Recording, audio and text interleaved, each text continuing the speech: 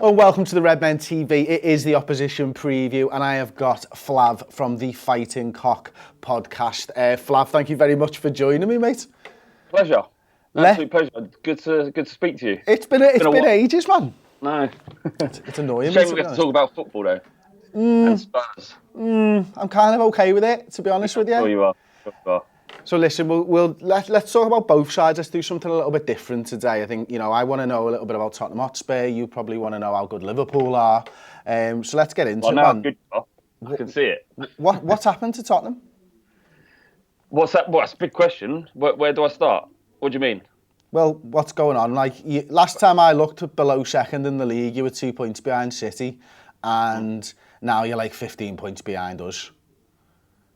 I don't know. I should know, but I can't work it out because, we're third in the league. We've had a little bit of kind of poor form. We got beat by Chelsea, got a draw against Arsenal, and then we got beat by Southampton. And at this stage of the season, playing for high stakes in the league at the top of the league, you lose. You don't get. You pick 1 point from 3 games. You get left behind essentially, and that's what's happened. And that's compounded by the fact that Arsenal have caught us again. So if it's not bad enough, things are all right. I mean, we're better than most teams and most football clubs in the world in terms of our form, where we are in the league and whatnot. But the fact that Arsenal are near, just behind us 1 point. We've got Man City. You lot. We've got you lot, and then Arsenal got Newcastle at home, so they could be above us by Saturday. So it's all that kind of stuff. There's so many kind of narratives around Spurs that are kind of impacting how much we are enjoying our football at the moment. But with the new stadium, everyone's really excited about that. It seems to be kind of put to one side for the moment. The mad thing, I looked at Tottenham and I thought that them not signing anybody in the summer, I thought that was going to be a really good thing for Tottenham. I think sometimes that we as fans get bogged down in this, you need to sign someone and blah blah blah. Whereas actually, if you've got a good coach who can improve and you've got a good young side, I thought Tottenham would get better. And I think, correct me if I'm wrong, mate, I thought at times you have looked better than last season. Do you think that's the case, or do you think it's tiredness from the World Cup and the players that went the distance in that? What do you think it's been? Well, I mean, if you look at the lack of new signings, if you look at it as being a problem, then it'd be around about this part of the season where you think it'd start to play out. It's not that we didn't sign anyone. We also lost Dembele as well. As we've spoken about him many times on how good a player he was. All right, he was injury ravaged by the end, and we were always going to accept £9 million for him at this stage of his contract. He had 6 months left to go. But I mean, the reason we didn't sign anyone, there's two schools of thought. One is that the stadium cost too much. It was like £600 million over budget. It was originally mooted to be £400 million project, when close to £1 billion. Wow. We're like 7 months overdue in moving into the stadium. So all the money that would have gone on transfers was spent in rent in Wembley. We were losing something like £700,000 every time we played there. What? Yeah. Well, yeah, I didn't know that. Yeah. Well, you rent it, and the crowds are down, and there's added cost, where every week the stadium's going on. So on average, 700k, whereas people are making 3 million a game. Wow. So you can imagine that being a restriction. Although Levy went to lengths to explain that the transfer budget was ring-fenced. Pochettino, if you believe what he says in his book and the kind of thing he's mentioned in interviews, is that he didn't want to sign anyone, and ultimately the buck stops with him, and he thinks that there's no point buying players for the sake of buying them. You only buy players that are going to improve your squad, and the Spurs are at this weird position at the moment where it costs a fortune to improve our first team, and this money we probably don't have while building this stadium. If you think of the kind of players that would improve Spurs, it would have been someone like Virgil van Dijk with 75 million, but if we're competing with Liverpool for that, Liverpool can then go another 10 million, which we don't have. So we've got to extend ourselves to the point where it becomes speculative. And when you're building a stadium of this size, speculation is very dangerous. You've seen what happened to many clubs when they overreach themselves financially. And we just can't do that. So, I think if the money was there, but the player wasn't, then we wouldn't spend it anyway, if that makes any sense. It does make sense, and I'd not really factored in like the stadium costs and all that type of stuff because I didn't know about that, like. But I was at the point where I was thinking to myself, well, what are Tottenham trying to achieve here? Because I agree with you what you've said there. If Tottenham want to improve, the level of player that they've got is so good that you do have to spend close to £100 million on a player. Yeah, like who? And who's going to do that? And you're actually almost competing with, although you have been in the top four for much longer than us, consistently over the last decade, Liverpool are probably, I think it's fair to say, a bigger name. And the fact that we got to the Champions League last season, and the fact that we've got Jurgen Klopp in charge, and you got Manchester United, Manchester City, Chelsea, who are always going to be there or thereabouts. They'll have good years, they'll have bad years. They're competing for players with the same with their competitors, and if they haven't quite got that money, then why should they buy someone shitter? Well, exactly. We can't compete. We all want the same players. All the teams in those leagues, as you said, are kind of competing for the similar names. It's just that Spurs are not. We're not paying as much as everyone else, and we're not paying the transfer fees that everyone else is paying. So we can get there. In 5 years' time, when the stadium's full every week. For 5 years straight and the Champions League football, God willing, then we will be in a situation. And this is the kind of fallow period where we have to build and develop. And I think the vast majority of Spurs fans are accepting of that. It'll be a different story if we don't finish in the Champions League. To kind of throw away that kind of league, bottle it again, if you want to put it that way. I hate that phrase, man. I can imagine. We're both getting a lot of it. I want to ask you actually after about something. So we're in a situation where we've got to just kind of tread water like Arsenal did. And people talk about that in terms of Spurs, like that's like it's a stick to beat us with. Oh, you're going to be like Arsenal. We spent loads of money on a stadium. We can't just magic more. Of course, if we can do what Arsenal did and qualify for the Champions League every year, that would be incredible. Yeah, I'd take that. It's the criticism that other fans have of other clubs is not based in reality. It's just a constant wind-up motion, a wheel of wind-up. And, the best thing is just to try not to get irritated by it. So, amazing. Right, we need to talk about the game at the weekend. Have you got any injuries and stuff? No, we're all good. That doesn't mean we're going to win. Did Dyer not pick up an injury in England or something like that? I heard. I didn't watch the game, so I don't know. I don't know, mate. I'm just asking from a point of I don't watch England games. Someone told me. I don't know, but Dyer hasn't played for ages, and I can't imagine he's going to walk straight into the team. We don't have any injury problems. We should be lining up with. We'll probably line up with a back three. With Vertonghen, Sanchez, and That Sanchez is a player, isn't he? Which is, I like him. Like, do you think? I ain't convinced at all. How come? Nah, I just don't think he's that good. I think he's a rough diamond. There's a long way to go with him, and I've tried. Do you know what it is? You know when you've picked up on something that you've seen in a player, and then that gets planted in your brain. And you look for shit that he does wrong all the time. I'm pretty sure that's what I'm doing with him, right? I'm kind of being harshly critical of him, like a lot of our fans do of Trippier. What's your opinion of Trippier? I have no opinion of Trippier other than he takes a good free kick. Yeah, all right. It's like asking me for an opinion on cushions, mate, or fabric. You know what I mean? I know that I hate these things, but I couldn't tell you why. Certainly fabrics, like the missus comes out and is like, what do you think, the spots or the stripes? I'm like, honestly, we could be here a week while I fathom an opinion on this stuff. Davinson he's young, he can't come for a lot of money, and he's walked into our team and hasn't left pretty much.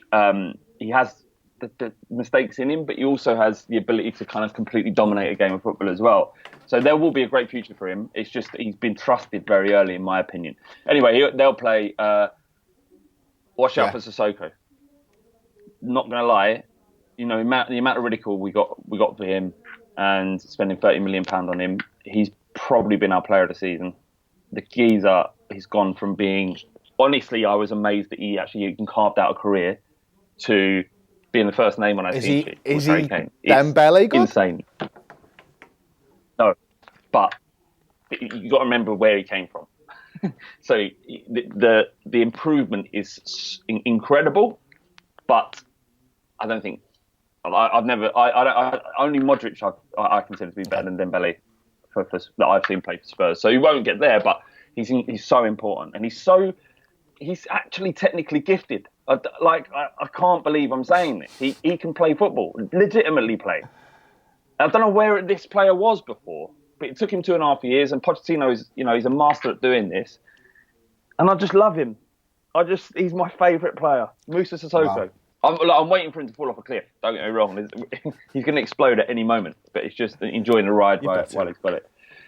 Despite all the negativity around Spurs, and there is some, I think we could get a result against Liverpool. I don't think we'll win, but I think we'll come away with a point. I hope that's not the case. And just because I really want to win the league title this season, not because I begrudge you a point. If there's a team in the league right now that could do with an away point, it's probably you. I mean, you've lost your last 3 away games in the league, am I right in saying? Who knows? Someone knows. It feels to me like you have. I probably have. When we lose, I kind of stop paying attention until we win again, and then I'm back in the game again. I'll do the bare minimum in order to do the podcast, and then just get out. Our away form has been poor. Yeah, I think you might be right there. You've struggled with Mane, haven't you? But yeah, we've struggled with Liverpool in general. Really, I think Klopp seems to have kind of apart from one result, where actually no, thinking back, there was the 2-2 at Liverpool last year, the contentious 2-2. We beat you 4-1 at home last year as well. Yeah. But Klopp seems to kind of turn it around against Pochettino, and it's remarkable to me that how Klopp seems to have Pep's number as well. Like some managers can't get over the tactics or seem to come unstuck against certain managers. That Klopp seems to have that over a lot of other. I think it's styles. Just the pressure that he puts on teams, and it's a consistent pressure when we haven't got the ball. I think that's what tends to do. I think Guardiola's changed how we played against Klopp this season, which is why they drew and beat us. They used to play their normal football. Man City is all down the middle stuff, isn't it? Through the centre, using David Silva and those clever, quick midfielders and stuff like that. And what he did last time was we keep losing the ball in the middle of the park, and Liverpool are attacking straight away from that. So what he did was they just built down the wings, and they just continued to just ignore the middle of the field against us. That's how teams have had success against us. It's actually what Bayern Munich did against us in the first leg of the Champions League game when they came to Anfield. They ignored the centre of the park. And I was talking to a Bayern Munich fan afterwards. He's like, we don't play like that normally. I think that's something that he's picked up from somewhere. And I was like, it's got to be Guardiola then, because that's exactly how Manchester City play against us. But we've been better at just beating teams that we should be beating for the first time this year. And I think... Yeah, I saw the Fulham game last week. You probably shouldn't have. It's just one of those things, Flav, where we're just a good side now, and we're a serious side that mean business. You know what I mean? And we have different ways to win games of football. We've got a defence for the first time in years that we can rely on. The attack's three-pronged, so if you stop Mo Salah, if you stop Roberto Firmino, Sadio Mane's going to get space. And that's why it's such a difficult proposition playing us at the moment. Spurs will probably play a narrow diamond and try and play through the middle. So based on what you just said, probably ain't going to work, is it? Look, I'm a fan. I don't think so, but I'm not a football manager, am I? And Pochettino knows more about football than I've ever known in my entire life, about anything. There's a saying we say on the podcast, Pochettino has forgotten more about football than we've ever known. That said, you are quite good. I remember you broke down Leicester's tactics when they won the league. And because of that, the way you kind of broke down their formation and explained it in a way that I could understand, I think you're probably right. I hope so. Yeah. Look, I mean, if I'd love to upset the train. Is that even an expression? Doesn't feel like one. Apple cart. Upset the apple cart. Yeah. I'd like to do that. But it's going to be a challenge. And, Spurs this season away from home against the top six, as most teams, haven't been great. But we've got 2 away games left, Liverpool and Man City, the 2 hardest in the league. But we've then got 6 home in the new stadium. And I think if we win those 6 in the new stadium, I can't see us not finishing the top 4. So I don't think it'll be in the I think you're just thing. shooting for the top 4. I think you are. I think your squad's too good. I think it's experienced enough now. People have been writing Tottenham off for years, and they always seem to still make it. And and I wouldn't believe the hype around this bottling shite. I think some teams don't quite have the resources of other teams, and that's what ultimately it boils down to. Listen, I'm not talking about the Leicester year. I think everybody was crap that year. I think that was Tottenham's best year, but the word bottling it is just absolutely terrible. It's just a terrible bog standard response to someone who doesn't know what they're talking about. Just goes, you're bottling it. It's bullshit. Don't listen to it. It's crap. Yeah, no, I know, and I don't. We've had it for years, and it's not even. At least you haven't got like your own name for it. Like, if Liverpool don't win the league, they're bottling it. But we've got our own fucking name. Do you know what I mean? It's not like you talk about being bothered by the word bottling. At least your entire club isn't defined by the fucking thing. Spursy. But where did it come from? Arsenal fans? I don't know. Yeah, probably. I don't know. It's just always been with us, and we've kind of reclaimed it. It's now become like we call each other like Spursy, innit? Spursy. You kind of have to use it as a defence mechanism to reclaim it. You've all watched Friends, haven't you, in that Monica episode? Well, what's that? She's done a Monica. And then they were like, no, we need to make doing a Monica a good thing. That's basically what's happened. Yeah. And, we'll never get rid of it because you have to win the league. Yeah. And as you say, that ship has sailed. Although, I reckon... a guy on the podcast, Big John Bass, he's a new member of the pod and he's incredible, right? But he mentioned that he came up with a really kind of calm way of looking at the Spurs situation. We haven't won the league on 2 occasions where we had a good opportunity to because of the incredible form of two clubs, an anomaly form. So Leicester was an anomaly and Chelsea had a 13-game winning bounce, also an anomaly. Without those 2 things, we probably would have won the league that year. So we didn't because, ultimately results matter. But if you just keep performing at this level, eventually a season to come round where there is no anomaly, there's no team better than you, you are the best team, and then we'll win the league. And it's quite a boring way to look at it. That doesn't account for Manchester City and their millions, though, which is why you need us to break up the status quo. We need to win the league to give you hope that it can be done your way. So we're ploughing the field for you, my friend. We're not in the same boat here, mate. I want Man City to win the league because then everything makes sense. Well, screw you and your frigging podcast, quite frankly. And I hope you Spurs it up at the end of the year. I mean, undoubtedly we will. Undoubtedly, it wouldn't even bother us if we finished 5th now. It'd be disappointing because it's not But in terms of expectation. It's what happens, isn't it? We're built for this shit. We're built for misery. And one day when we get everything we want, we'll be unbearable. Hopefully that'll be us this season. And again, as I said, we're ploughing the field for you, mate. We're doing this for you and your fan base so that your club can believe that it wins the Premier League. So we need your support between now and the end of the season. Leicester did that. Don't need you to do it. Leicester have proven that already. Okay. All right? Just go on, win the league, fucking enjoy yourself. Yes. I don't care. Brilliant. Well, listen, Flav, it's been absolutely fantastic to talk to you. I'm glad that, although we haven't spoken in a couple of months, you're still as dour and downbeat as possible around Spurs. It's really made sure that, I remember where I am. It's my shtick, isn't it? It's what you do. Do you know what? Actually, it's only when I'm not on my own shit that I talk like this, when I have to talk with a semblance of reality. And on the pod, I'm really positive. I might have to try and meet that Flav one day. Yeah, no, he's a prick. Brilliant, mate.